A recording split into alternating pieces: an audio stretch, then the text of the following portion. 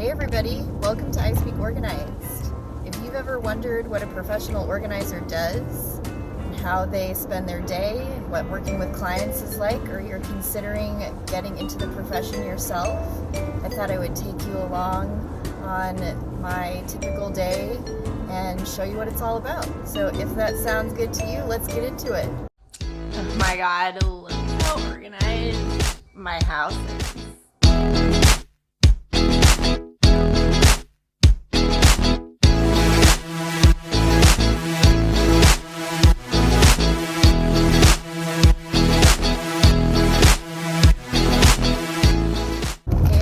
Welcome back.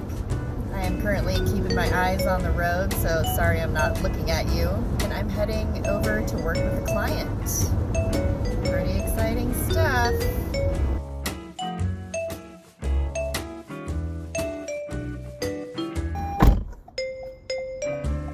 Okay, just stopped for a little extra pick-me-up at Starbucks. Because you know how it goes.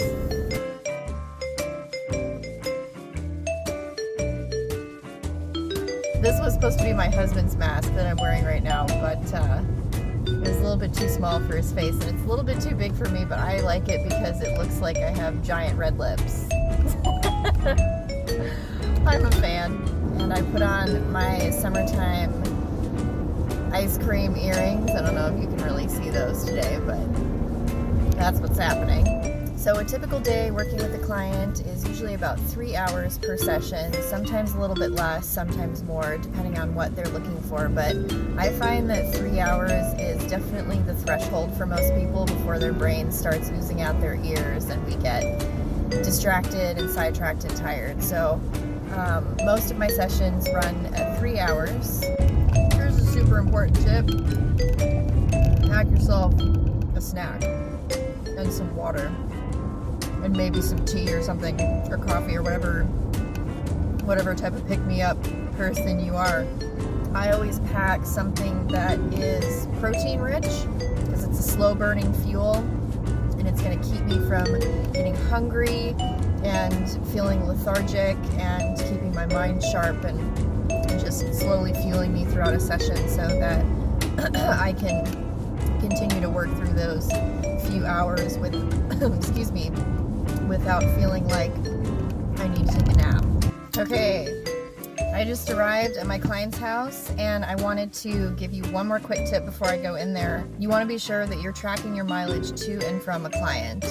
I use an app called MileIQ, and it automatically tracks when I start driving and when I end, and it tracks my location at both places and logs it automatically, so I can then go ahead and just swipe left or right if it's personal or business related, and then I can add a purpose to it.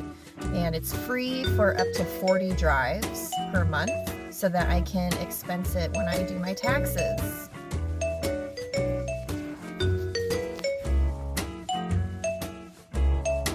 Today we did the linen closet. We're kind of transforming it into a station for homeschooling stuff. I think it's turning out pretty well. I'm pretty excited about that one. And where there isn't space, you kind of have to create some. So we put our heads together and found that the linen closet was being underutilized, and it was a perfect little shelf space.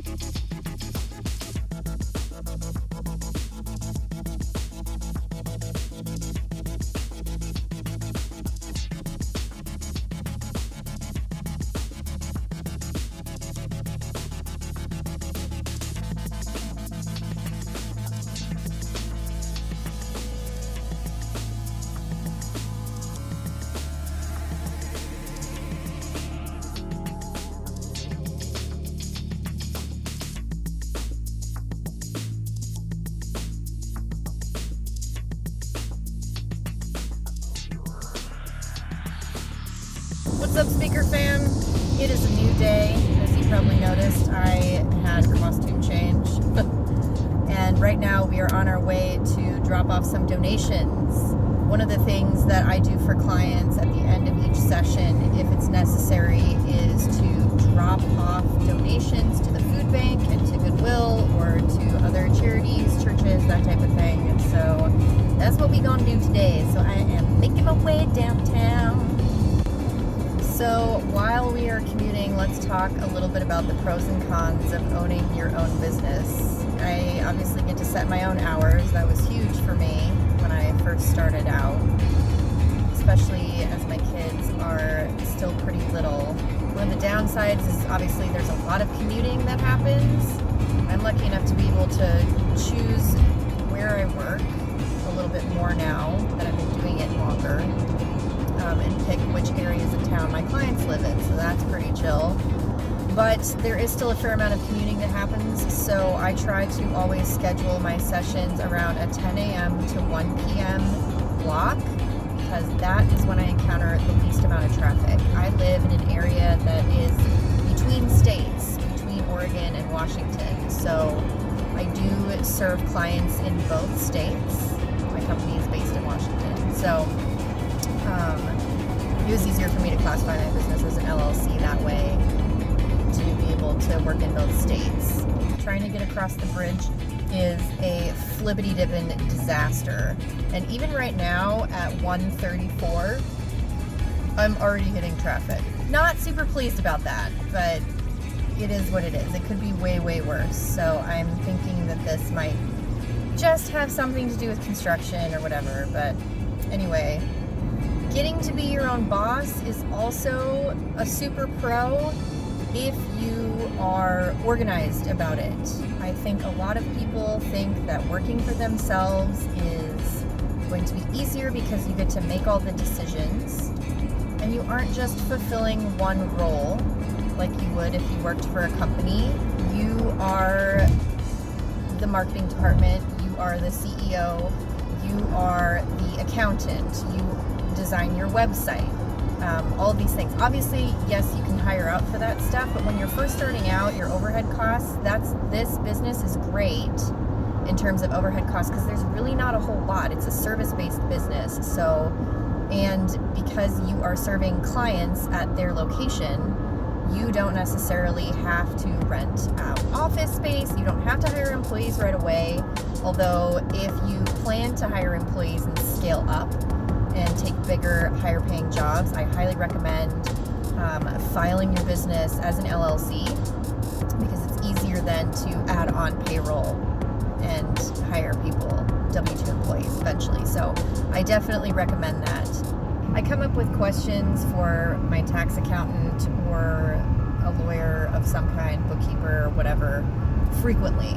So I'm really glad that I have LegalZoom at my disposal because, and this is totally not sponsored by them because, hello, I have like 53 subscribers on my YouTube channel. So ain't nobody asking me to advocate for their business right now.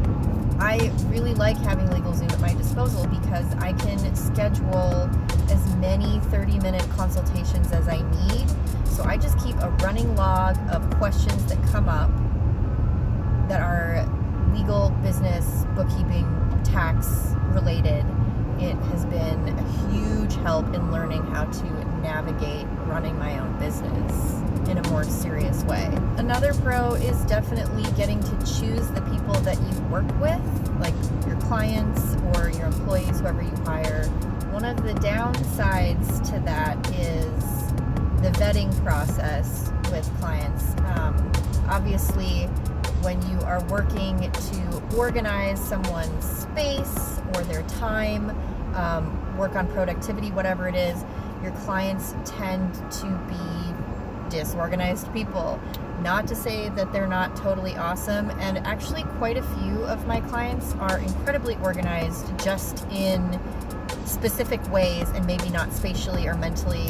So, I may be coming in to fill in the gaps through the act of decluttering and sorting and implementing systems that are functional and satisfying and tidy for people.